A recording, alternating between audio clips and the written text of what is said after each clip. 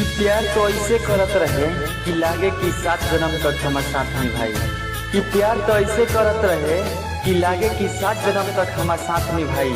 आ धोखा दे के जब से गइल बिया है दिशा के, तब से लागता कि दारुए एकर साथ निभाई। तू दिल तोड़ल हमर तोहरो केहू तोड़ी, तू साथ छोड़ल हमर तोहरो केहू छोड़ी, तू साथ छोड़ल